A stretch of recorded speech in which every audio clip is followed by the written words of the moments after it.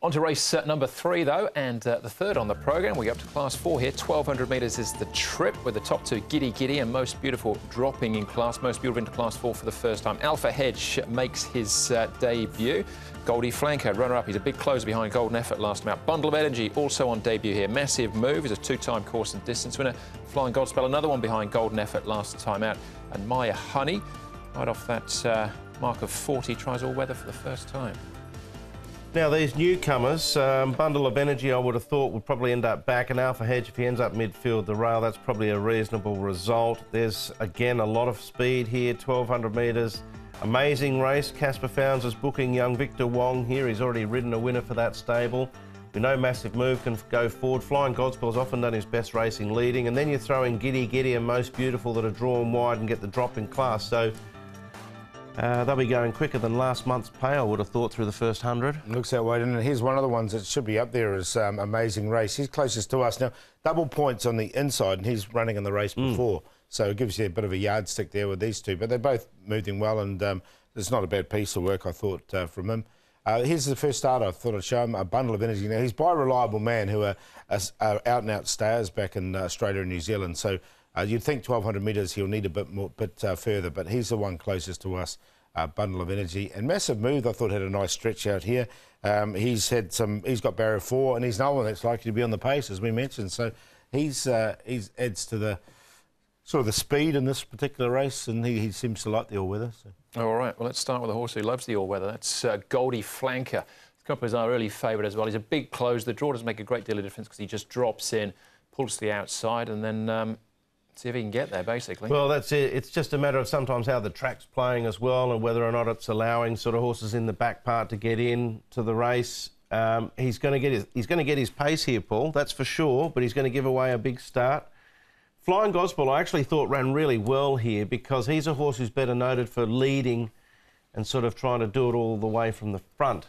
So that impressed me a little bit there. Yeah, I put both those in, Flying Godspell, and I've also put Goldie Flanker in. But it's just close your eyes, hold your breath with Goldie Flanker. Is he going to get there or not normally? And you know he has in the past, but you've got to know that when you're backing this horse. Yeah, hasn't won so far this season, but has run well in defeat. Most beautiful and interesting runner for me. I made him a horse to follow off his last start over the 1,000. Gets the drop in class now. They go back onto the all-weather. Look, I left him out because the pace, barrier 10, worried me a bit.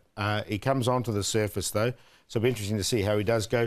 You know, look, he had form over a lot longer over in Australia. He's run 5 times on the all-weather. He's been placed once, so he's obviously got ability on it. It's a reasonable form reference, that race, with the horse that won, running well again, the horse that ran second, coming out and winning. I thought, of the two toppies at drop in grade, he was the one who I thought would run the better race, Most Beautiful, because he's drawn inside a Giddy Giddy. He's in the tips for me. All right, OK, there's Most Beautiful. Bundle of Energy, one of the first starters here.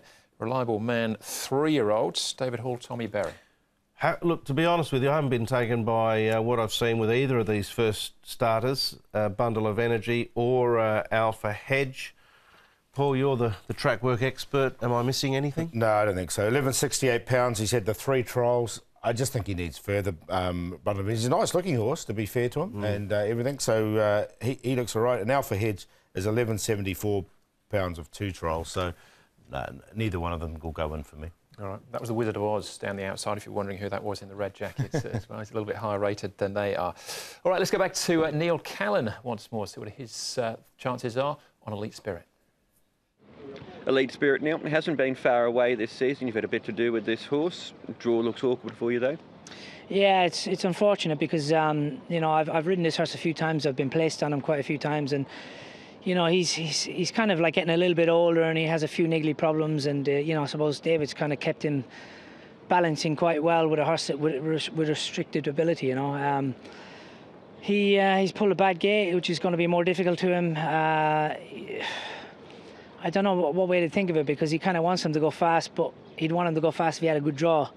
If they go fast and he has a bad draw and he kind of falls behind a little bit, then it just makes him a little bit too much ground to make up, and you know, he'll be finishing late. But look, you never know. Circumstances of the race might work in his favour, and he might just be able to capitalise on something. Something might happen in the race for him. But you know, I think when he does find it from a wide draw, he ends up a little bit further back in his races, and I think he does run on and he runs well, but I think it just hinders his chances of winning. But look, he'll be finishing fast and late. You rode him in a trial recently. How was that trial? He's quite lazy, so you don't really gauge much of a trial with him. It was just really a matter of getting him out. He's had a little break, so just to stretch his legs, and he feels well. So, look, like I say, he's going to need a few things to go his way, and if they do, he'll be running well. There you go. Neil summed up his chances quite there. Barrier 12 for Elite Spirit. Goldie Flanker, the favourite, Paul. Yeah, I've got him in the numbers, Goldie Flanker, and as I say, we know how he races, but I'm going to put Amazing Race on top.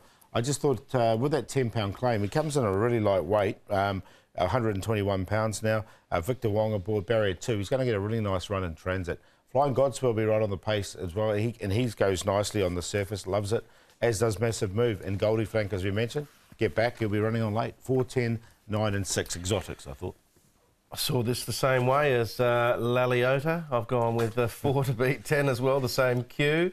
Goldie Flanker in for third. Most Beautiful, I think, will cut across from out wide, and he will go in for fourth. But I'd be happy to play the 4 on an each-way basis with young Victor Wong there. I thought he was going to win a race sort of at the end of last calendar year. It didn't eventuate, but Casper's played the patience game, and I think it might pay off. All right, I've got the same 4 numbers as you in actual fact, but just a slightly different order. One of those quartet jackpot races? It's not, no, unfortunately. That was race number 3, first leg of the 6-up.